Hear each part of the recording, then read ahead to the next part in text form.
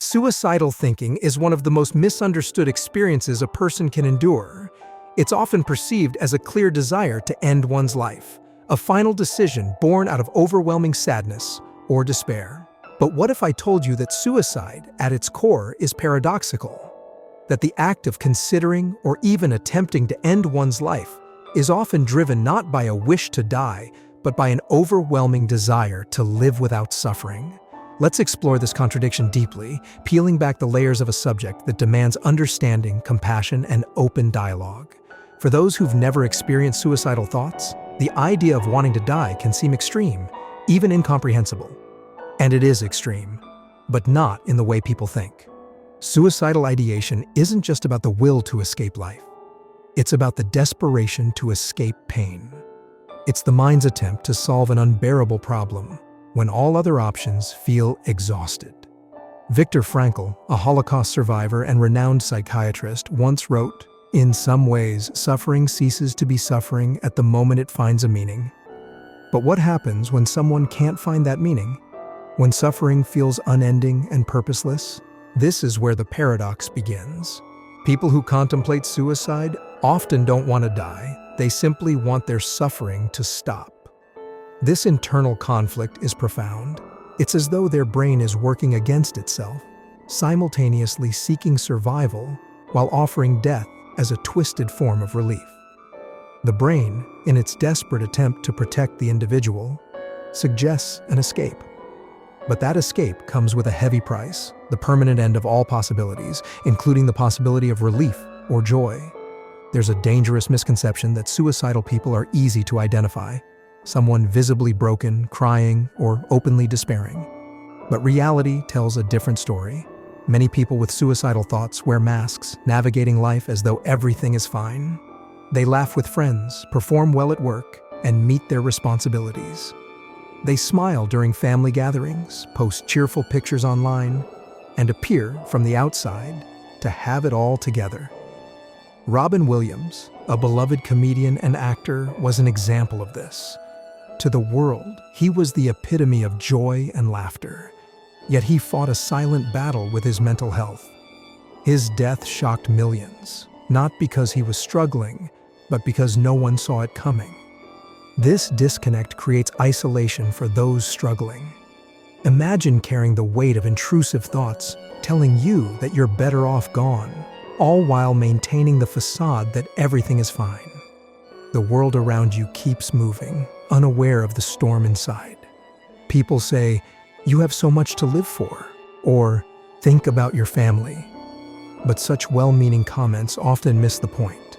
Suicidal thinking isn't a failure to appreciate life. It's a symptom of profound mental and emotional pain. The person knows they have things to be thankful for. They may even feel guilty for their thoughts, but gratitude alone doesn't silence the internal voice urging escape. Psychologists have described this paradox as the ultimate fight between the survival instinct and the human need for relief. The mind doesn't necessarily want to end life. It wants to end the suffering within life. This distinction matters because it reshapes how we approach conversations about suicide. Instead of focusing on what someone has to live for, we must focus on the pain they're experiencing. What hurts? What feels unbearable? What support do they need to make that pain manageable? Another crucial aspect of understanding suicidal ideation is distinguishing between passive and active thoughts. Passive suicidal thoughts might sound like, "I wish I could go to sleep and not wake up." They're fleeting, abstract desires for an end to suffering without a concrete plan. Active suicidal ideation, on the other hand, involves planning and intention. Recognizing this difference can be life-saving. Passive thoughts are a warning sign, a cry for help before the situation escalates. But both forms require attention, empathy, and intervention. The late writer David Foster Wallace captured the complexity of suicidal thinking in his novel Infinite Jest. He wrote, "The so-called psychotically depressed person who tries to kill herself doesn't do so out of hopelessness or any abstract conviction that life's assets and debits do not square. And surely not because death seems suddenly appealing. The person in whom its invisible agony reaches a certain unendurable level, will kill herself, the same way a trapped person will eventually jump from the window of a burning high-rise. His words highlight something essential. Suicide isn't about wanting to die. It's about wanting to escape a fire that feels inescapable. But the fire isn't always visible to others. Society often stigmatizes those who admit to feeling suicidal. People are afraid of being judged, dismissed, or told they're selfish for even having such thoughts. This stigma silences them, forcing them to carry their pain in secret. The result? A world where people feel more isolated, more misunderstood, and less likely to seek help. To break this cycle, we need to normalize conversations about suicidal thinking.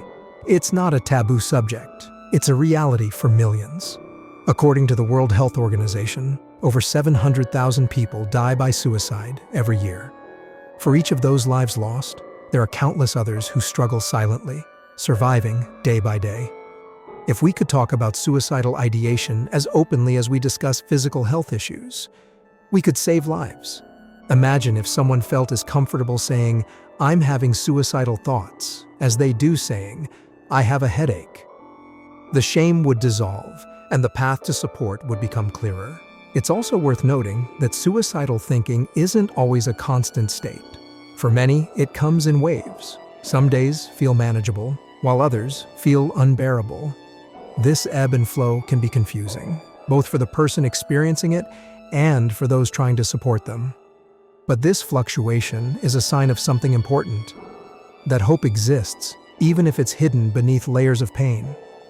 The fact that someone has survived their darkest days before means they can survive again. Support, compassion, and professional help can make that survival possible. Therapist Marsha Linehan, the creator of dialectical behavior therapy, DBT, once said, "People don't want to die. They want to end the pain." DBT is built on this principle, teaching skills to help individuals tolerate distress, regulate emotions, and build a life worth living. Linehan herself struggled with suicidal thoughts and attempted suicide in her youth. Her story is a testament to the fact that recovery is possible, that the fire of suicidal thinking can be extinguished with the right tools and support. For anyone struggling with these thoughts, it's crucial to know that help is available.